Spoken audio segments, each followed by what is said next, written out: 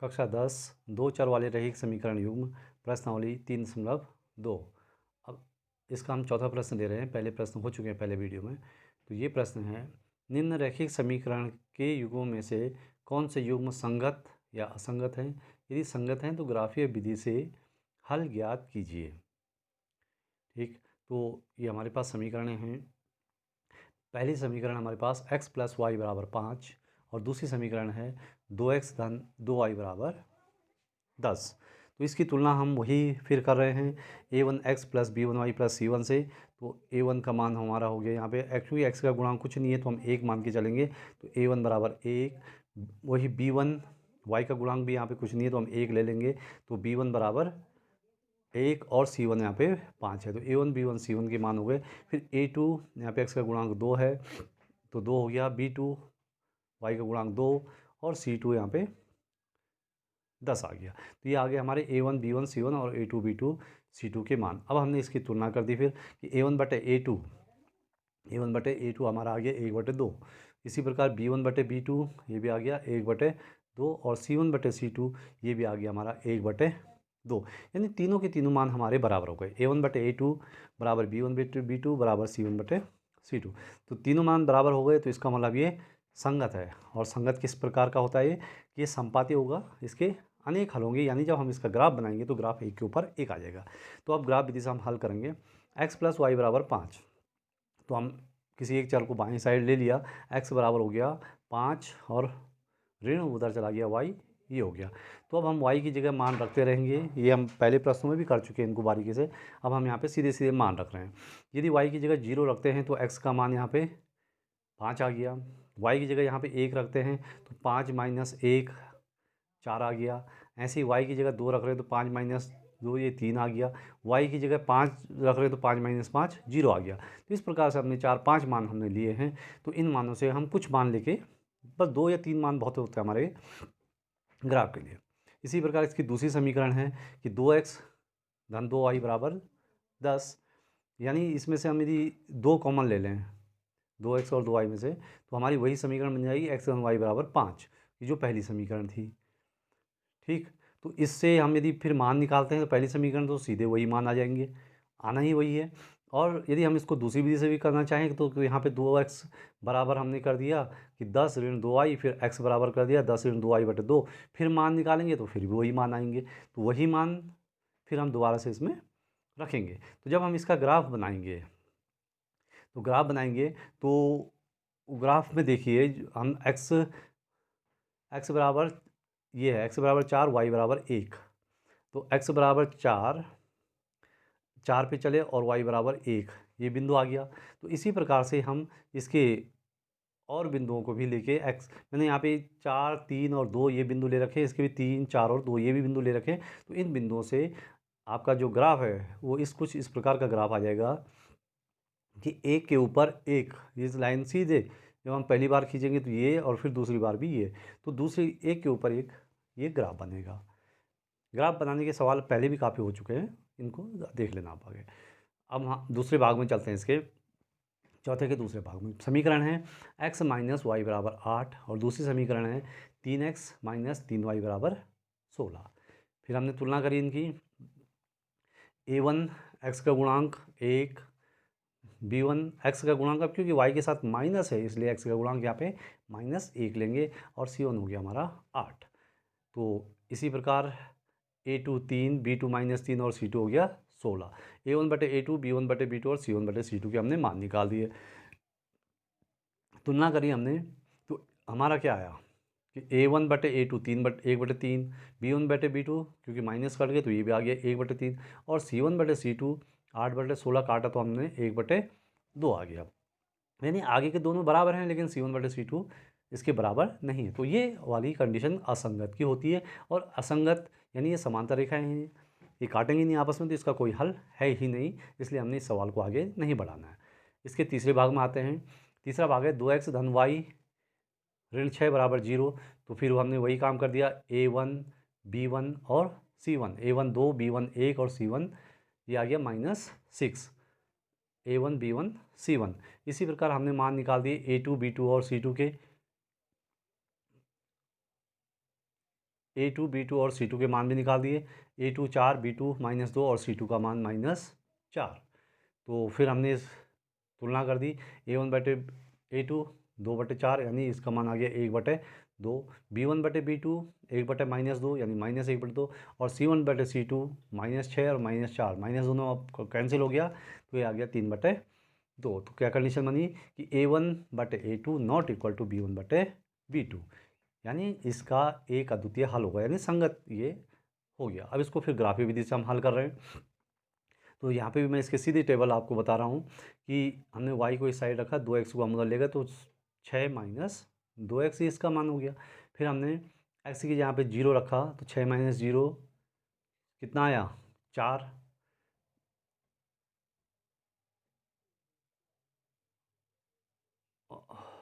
हाँ x 6 - 0 यानी 6 हो गया। 2 × 0 यानी जो 0 हुआ हो तो ये आ गया 6। उसके बाद हम 1 रख रहे हैं वो x की जगह तो ये हो गया 6 - 2 = 4। उसके बाद अगली बार में हम 3 रख रहे हैं, 3 दूनी 6, 6 में से 6 कम किया 0 तो ये हो गया y का मान 0। इसी प्रकार हम आगे x बराबर 4 रख रहे हैं तो 4 दूनी 8 तो माइनस का 8 और प्लस का 6 तो ये आ जाएगा यहाँ पे -2। तो ये टेबल इस प्रकार से एक बन जाएगी। दूसरी टेबल देखिए, दूसरी टेबल है हमारी कि 4x ऋण 2y = 4। तो इसमें फिर वही -2y साइड तो 4 अपनी जगह पे है और 4x उधर चला गया। फिर y बराबर तो 4 - 4x बटे -2 तो ये हमने -2 से उसको काटा ऊपर तो ये माइनस का 4x था तो ये दोनों जब कटेगा तो ये प्लस वाला हो जाएगा तो और 4 वाला माइनस का तो यानी 2x - 2 इसका हल हुआ। अब यहाँ पर भी हम x की जगह रखते रहेंगे फिर मान। यदि x की जगह यहाँ पे हमने 0 रख लिया तो केवल -2y का मान आ गया। x की जगह 0 रखा तो -2 आ गया। अब यदि हम 2 रखते हैं तो 2 दूनी 4 में से 2 कम कर दिया 2, 2 पे 2 आ गया। 3 रख रहे हैं तो 3 पे हमारा 3 दूनी 6 - 2 यानी 4 आ गया। 1 रख रहे हैं तो 2 एकम 2 0 हो गया तो y का मान 0 हो गया। तो ये इस प्रकार से हमारी टेबल बन रही है कि देखें पहला मान है हमारा x = 0 और y = 6। x = 0 और y = 6। तो देखिए x = 0 यानी यहीं पे इससे चलना हमने और y यानी 6 ये पहला मान आया। दूसरा है x = 1 y = 4। x पे 1 चलेंगे और y पे 4 तो दूसरा मान ये आ गया। तीसरा है मैं ये लास्ट वाला ले रहा हूँ 2 पे 2 यानी ये वाला 2 इस पे चले 2 इस पे 2 2 पे 2। तो इस प्रकार से ये पहली टेबल हमारी कंप्लीट होगी। दूसरे में देखें कि x = 2 y = 2 वही वाला बिंदु दोबारा आ रहा है ये। फिर x = 3 3 पे चले और y बराबर तो 4 आ रहा है तो ये वाला बिंदु आया। अगला है 1 और 0 तो 1 यहीं पे चले और y का मान 0 है तो वहीं पे हमें रुकना। तो ये इस प्रकार हमारी 2 लाइनें खींच गई। तो 2 लाइनें खींच गई जहाँ पर ये काटा ये इसका हल भी होता है। तो ये हल कितने पे हो रहा है x = 2 और y = 2 पे इसका हल हो गया। तो ये इसका आंसर भी हो गया। अब अगला इसका चौथा भाग कि 2x ऋण 2y बराबर 0 ऋण 2 = 0 और दूसरा समीकरण है 4x ऋण 4y - 5 = 0। फिर हमने वही तुलना कर दी। a1 का मान हो गया 2 b1 -2 c1 -2 a2 4 b2 -4 और c2 -5। फिर तुलना कर दी यहाँ पे रख दिया इसको कि a1 बटे a2 = 2/4 काटा तो 1/2 b1 बटे b2 -2 बटे -4 फिर कट गया 1/2 आ गया। c1 बटे c2 तो ये हो गया -2 बटे -5 यानी 2/5। तो हमारा क्या हुआ कि a1 बटे a2 = b1 बटे b2 और ये बराबर नहीं है c1 बटे c2। तो ये कंडीशन पे असंगत की आ जाती है क्योंकि इसका जब ग्राफ बनेगा तो वो समांतर रेखाएं बन जाएंगी। अब आते हैं हम प्रश्न नंबर 5 पे। तो पांचवा प्रश्न हमारा है कि एक आयताकार बाग जिसकी लंबाई चौड़ाई से 4 मीटर अधिक है। बाग है जिसकी लंबाई और चौड़ाई हमको दे रखी है। तो हमने मान लिया माना बाग की चौड़ाई है x मीटर और इसकी लंबाई हमने मान ली y मीटर। 2 4 में हम मान रहे हैं। तो पहली कंडीशन है कि उसकी लंबाई चौड़ाई से 4 मीटर अधिक है, यानी लंबाई बराबर चौड़ाई से 4 मीटर अधिक। तो समीकरण क्या बन गई, y बराबर x धन 4।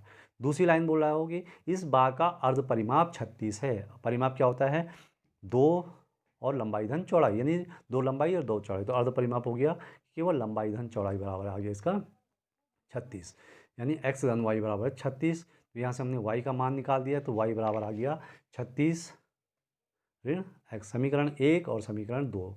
फिर हम इन समीकरणों से को ग्राफ विधि से हल करेंगे। तो पहली समीकरण है हमारा y बराबर x धन 4। अब x के मान रखते रहे हैं, x का मान हमने 0 रखा तो y का आ गया सीधे, यहाँ पे 0 हो गया तो y का आ गया सीधे 4। फिर हमने x की जगह और मान रखते रहेंगे, x की जगह हम सपोज करो 4 रख रहे हैं तो y की जगह आ जाएगा 4 और 4 8। ऐसे ही हम 8 रख रहे हैं तो 8 और 4 12, 12 रखेंगे तो 12 और 4 16। तो इसी प्रकार से हम कई मान एक साथ इसके निकाल रहे हैं। फिर दोबारा हमने निकाल दिए दूसरी समीकरण से। दूसरी समीकरण है हमारी कि y बराबर 36 ऋण x। तो y बराबर 36 ऋण x, यहाँ पे भी x के मान रखे। तो x बराबर पहले 0 किया हमने तो 36 आया, क्योंकि एक मान बहुत बड़ा और एक बहुत छोटा हो रहा है, इसीलिए हमने ऊपर भी काफ़ी मान निकाल के रख दिया, नीचे भी काफ़ी मान। फिर हमें जो मानों की ज़रूरत पड़ेगी, जो लगभग एक जैसे उनके मान होंगे, हम उसको ग्राफ के लिए यूज़ कर लेंगे। तो इसके भी हमने x के मान रखते रहे, y के मान हमें मिलते रहेंगे। अब देखिए थोड़ा सा इसकी टेबल में, कि इसकी टेबल में जो है, जो ऊपर वाली है x के मान देखो 0 4 12 8 16 इस प्रकार से आए हैं। नीचे वाले में x के जो मान हैं वो आए हैं 16 18 20 और 36, मतलब छोटे मान कोई नहीं आए हैं। तो इसका मतलब हम सब बड़े ही मान यूज़ कर लें, ताकि ऊपर वाले मान भी उसमें एडजस्ट हो जाएं। तो हम इसके लिए पैमाना हमें मानना पड़ेगा, क्योंकि हमारे पास जो ग्राफ है उसमें 6 या 7 ही लाइनें होती हैं। तो अब की बार हमने यहाँ पे 4 की टेबल पढ़ेंगे, 4 8 12 16 ऐसे इसको बांट देंगे, ऐसे ऊपर को भी 4 की टेबल पढ़ेंगे। और फिर जो मान हमको दे रखे हैं उन मानों के हिसाब से हमारा ये ग्राफ इस प्रकार से बन जाएगा। और जहाँ पर दोनों ने काटा है इस पॉइंट पे, ये उसका आंसर हो गया। इस पॉइंट से देखो x की वैल्यू आ जाएगी सीधे, ये आ गया 12 और 20 के बीचों बीच में, और यहाँ से y की वैल्यू आ गई सीधे ही आ गई। तो ये इस सवाल का हल हो जाएगा। अब आगे देखिए प्रश्न नंबर 6। प्रश्न नंबर 6 हमारा बोल रहा है कि एक रैखिक समीकरण दे रखे हमको 2x ऋण 3y ऋण 8 बराबर 0, ये रैखिक समीकरण दे रखी है। अब इसमें कंडीशन लगा रहा है कि दो चर की एक ऐसी रैखिक समीकरण लिखिए ताकि प्राप्त युग्म का ज्यामितीय निरूपण प्रतिच्छेदी रेखाएं हों। पहली कंडीशन में है कि प्रतिच्छेदी रेखाएं हों।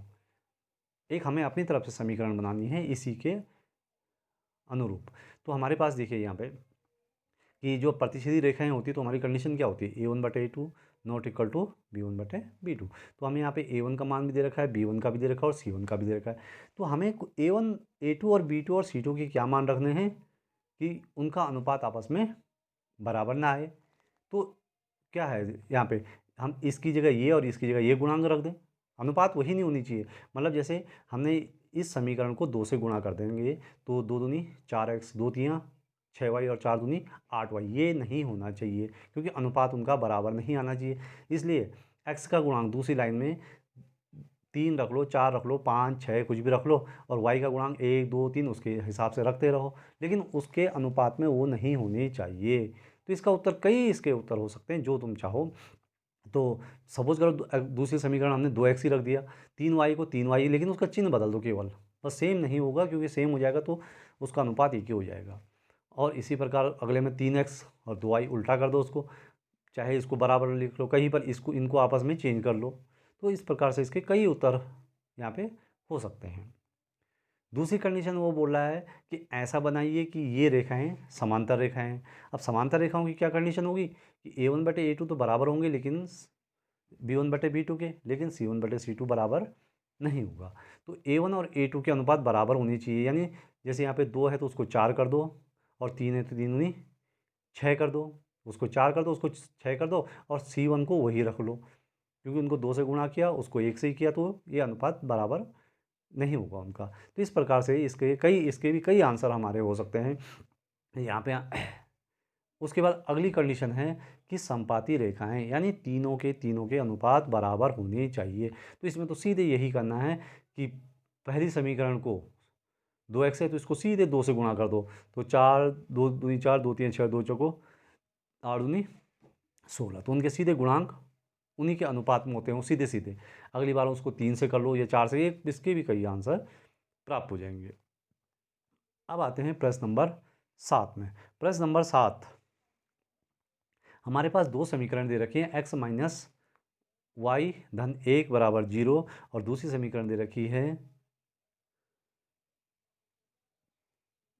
3x धन 2y ऋण 12 बराबर 0। इसको भी हमने ग्राफीय विधि से हल करना है और आगे सवाल में बोल रहा हो कि x और इन रेखाओं से बने त्रिभुज के शीर्षों के निर्देशांक ज्ञात करेंगे। तो अब पहले तो हम इनका ग्राफ विधि से रेखाएं देखेंगे कि क्या बना रही हैं। तो पहली समीकरण है x ऋण वाई धन 1 बराबर 0। तो यहाँ से हमने लिख दिया कि x बराबर वाई धन 1 और वहाँ से हमने इसके फिर बिंदु निकाल दिए कि y बराबर 0 रखा तो x का मान -1, y बराबर 1 रख दिया तो 1 और 1 0। इसी प्रकार से हमने 4 5 2 3 एक ही मान यहाँ पे निकाल के रखे हैं। दूसरी समीकरण में आते हैं 3x धन 2y ऋण 12 बराबर 0। तो यहाँ से 2y बराबर हो गया 12, उधर गया तो धन हो गया, और 3x गया तो ऋण हो गया। तो यानी y बराबर, y के साथ 2 गुणा में तो वहाँ भाग में चला गया, तो 12 ऋण 3x बटे 2। फिर हमने यहाँ पे x के मान रखते रहे, तो x का मान 0 रखा तो 12 बटे 2 यानी 6 आ गया। 2 क्योंकि नीचे 2 का भाग है इसलिए हम ऊपर 2 के गुणांक में ही x के मान रख रहे हैं 2। फिर हमने 4 रखा तो ये आ गए हमारे मान। अब हमने ये मान यहाँ पे ले आए, तो पहला मान है हमारा, देखिए x बराबर -1 y बराबर 0। तो x बराबर हमारे यहाँ पे -1 और y पे कहीं जाना नहीं है, तो पहला मान हमारा ये आ गया, x बराबर -1 और y बराबर 0। दूसरा मान देखिए हमारा x बराबर 0 y बराबर 1, x बराबर 0 यानी यहीं पर है और y का मान ये आ गया। तीसरा मान देखिए 3 पे 4, x बराबर 3 पे 4 यहाँ पे दिखाया नहीं। अगला और आगे दिखाया 4 पे, अगला x बराबर 4 y बराबर 5, x से बराबर ये है 3 और 4, और x बराबर 4 y बराबर 5 यहाँ पे दिखाया नहीं क्योंकि हमें कुछ 3 ही मानों की ज़रूरत है। तो उससे ये हमारी एक समीकरण, ये सीधी रेखा ये वाली पहले से बन गई। अब दूसरी वाली समीकरण में देखिए जो उसके हमारे मान मिले हैं, x बराबर 0 y बराबर 6, यानी x पे हमें 0 ही है और y पे सीधे हमारा 6 चलना है, तो ये बिंदु पहला आया। दूसरा x बराबर 2 y बराबर 3, दूसरा बिंदु ये आ गया, ये दोनों में कॉमन हो गया। और तीसरा आ गया x पे 4 y पे 0, x पे 4 तो y पे कहीं नहीं चलना, तो यही का ये लेंगे। तो दूसरी जो हमारी रेखा थी वो सीधी रेखा ये वाली आ गई, पहली रेखा ये वाली आ गई। अब उसने कहा कि जो ये x को काट रहा है, तो इससे जो ये त्रिभुज बन रहा है अंदर का, इस त्रिभुज के सिरों के निर्देशांक ज्ञात करने। तो यहाँ पर देखिए, यहाँ से ये यहाँ पे ये बिंदु ये है, तो ये x पे 4 और y पे नहीं गया, तो इसके सिरे के निर्देशांक को 4 0।